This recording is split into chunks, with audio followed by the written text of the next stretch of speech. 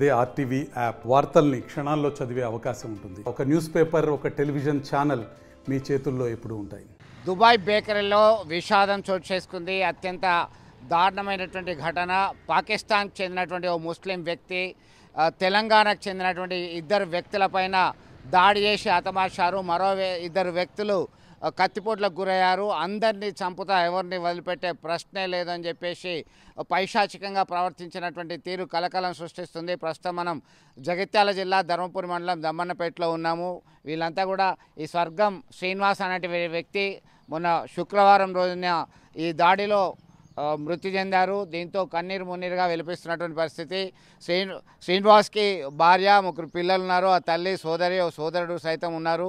తమ మృతదేహాన్ని ఎప్పుడొస్తుందా అని చెప్పేసి కన్నీరు మున్నీరుగా వెలిపిస్తూ కొడుకు జ్ఞాపకాల్లో ఉన్నారు. కొంతమంది స్థానికులు ఉన్నారు, ఆ గ్రామస్తులు ఉన్నారు.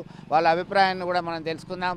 చెప్పండి, ఎప్పుడు వెళ్ళిండి, అసలు ఎట్లాంటి వాడు శ్రీనివాసు, ఏం కోరుకుంటున్నారు, ఏం జరిగింది సార్? ఏమంటే మాది కర్నూలు డిస్టిక్ ధర్మపురి మండలం దమ్మన్పేట విలేజ్.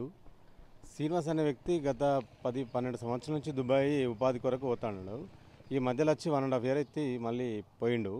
పోయిన తర్వాత అక్కడ కంపెనీలో పాకిస్తాన్ అనే వ్యక్తికిను ఈయనకు ఏదో గొడవ జరిగింది. ఏంది పూర్తి డీటెయిల్స్ ఏం తెలియదు. ఆయన మొత్తం కిరాతకంగా నరికి చంపడం జరిగింది.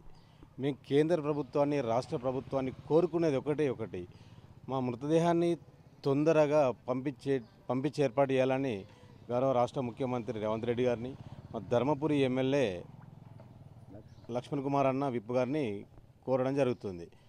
శ్రీనివాస్ అనే వ్యక్తి చాలా అమాయకుడు, చాలా మంచోడు. ఆయనకు ఇద్దరు కుమారులు, భార్య, చిన్న పూర్ కుటుంబం, రేకుల షెడ్లో జీవనోపాధి సాగించేవాడు. తల్లి పెద్ద మనిషి, 78 సంవత్సరాల తల్లి వయసు ఉంటుంది. ఆయన ఇద్దరు అన్నదమ్ములు, చాలా పూర్ కుటుంబం. దీనికి ప్రభుత్వం ఆదుకోవాలని చెప్పి మా గ్రామ ప్రజల తరపున మేము కోరడం జరుగుతుంది. సో మీరు చెప్పండి, మీకు ఎప్పటి నుంచి, చిన్నప్పటి నుంచి మీరు కలిసి ఉన్నారు కదా, ఎట్లాంటి వ్యక్తి శ్రీనివాసు, మీరేం కోరుకుంటున్నారు? శ్రీనివాస్ చాలా అమాయకుడు, చాలా మంచివాడు. ఎవరైనా పలకరిస్తేనే మాట్లాడతాడు తప్ప ఎవరిని ఎలాంటి మాట్లాడేటాడు కాదు. పాపం రోడ్డు పంట పోతే మనం మందలిస్తున్న సీన్ బాగున్నావు అంటే మందలిస్తేనే మాట్లాడుతుండే. ఎప్పుడు మాకు తెలిసినప్పుడు దుబాయ్ పోతుండే. ఇవాళ వచ్చి మధ్యలో చిన్న రేకుల షెడ్ వేసుకుని అప్పులైనా అని చెప్పి మళ్ళీ వాళ్ళ అమ్మాయి చెప్పగానే మళ్ళీ భార్య పిల్లలు విడిచిపెట్టి దుబాయ్ పోవడం, అక్కడ జీవనోపాధి పొందడం. అదే జీవనోపాధిలో భాగంగా మొన్న బేకర్లో పనిచేస్తారట, పాకిస్తాన్ వాళ్ళు అదే కంపెనీలో పనిచేస్తారట. ఆ పనిలో భాగంగా చిన్న గొడవతోని అక్కడ ముగ్గురిని చంపడం జరిగింది పాకిస్తాన్లో. ఆ ముగ్గురులో మా దమ్మన్నపేట శ్రీనివాస్ ఉండడం మా దురదృష్టకరం, బాధాకరం చాలా.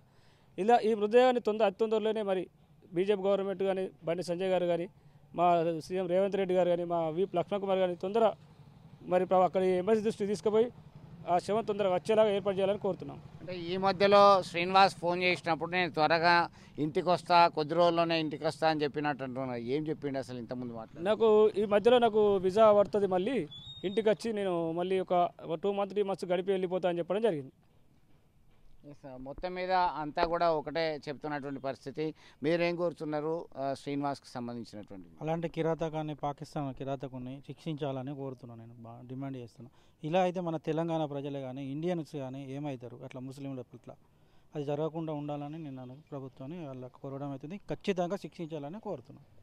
శ్రీనివాస్ మాత్రం మంచి వ్యక్తి, చాలా మంచి వ్యక్తి. సో ఏంటి, మీకు ఇంతకుముందు ఎప్పుడు కలిసిండు శ్రీనివాస్? ఫోన్ చేసిండా? ఇది ఎట్లాంటి వ్యక్తి శ్రీనివాస్ మృతి పట్ల మీరేం భావిస్తున్నారు? శ్రీనివాసు మాకు బాగా రోజులు కలవలేదు. నేను కూడా బయట పోయింటి. మీరు ఏ దేశంలో ఉంటారు? నేను వీటికి వచ్చాను. నేను ఇజ్రాయెల్ పోయింటి కానీ ఇంటికి వచ్చిన సంవత్సరమే. ఎన్ని రోజులు అయింది? నేను వచ్చే సంవత్సరమే. నాకు మరి అక్కడ ఉన్నటువంటి పరిస్థితులు ఎట్లా ఉన్నాయి? ఇజ్రాయెల్లో ఓకే, బాగున్నది.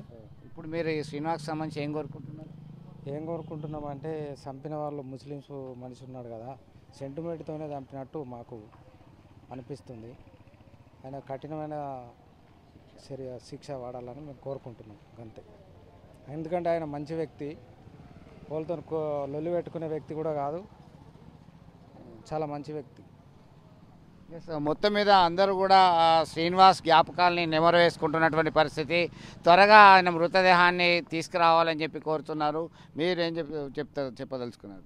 ఇప్పుడు మన తెలంగాణకు సంబంధించిన వ్యక్తులను ఇట్లా పాకిస్తాన్ లేసుడు బాగా అది దారుణం. కాబట్టి ఇక్కడ గవర్నమెంట్ తొందరగా బాడీని పంపించాలని కోరుతున్నాను.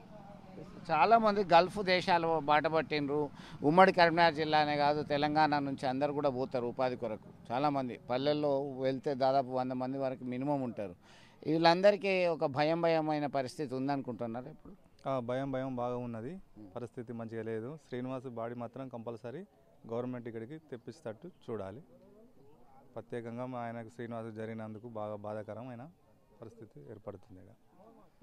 మొత్తం మీద ఉమ్మడి కరీంనగర్ జిల్లాలో చాలా ఇటు జగిత్యాల, కొరుట్ల, వేములవాడ, సిరిసిల్ల ఈ ప్రాంతాలే కాదు అనేక ప్రాంతాల్లో ఇంటికొకరు చొప్పున గల్ఫ్ దేశాల బాటపట్టారు. ఉపాధి నిమిత్తం వెళ్ళినటువంటి వాళ్ళు తమ వారు ఎలా ఉన్నారు, ఎక్కడ ఏం జరుగుతుంది, ఎప్పుడు ఏమవుతుందో తెలియక ఆందోళన వ్యక్తం చేస్తున్నటువంటి పరిస్థితి చాలా పల్లెవాసుల్లో ఉంది.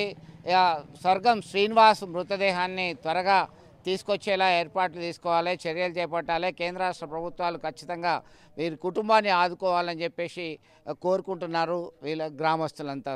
విడుదల సుమంత్తో కలిసి చంద్రశేఖర్, RTV, దమ్మరపేట నుంచి. మరిన్ని వీడియోస్ కోసం ఛానల్ ని సబ్స్క్రైబ్ చేయండి. లేటెస్ట్ అప్డేట్స్ కోసం వాట్సాప్ ఛానల్ ని ఫాలో అవ్వండి. ఆ లింక్ డిస్క్రిప్షన్ లో ఉంది.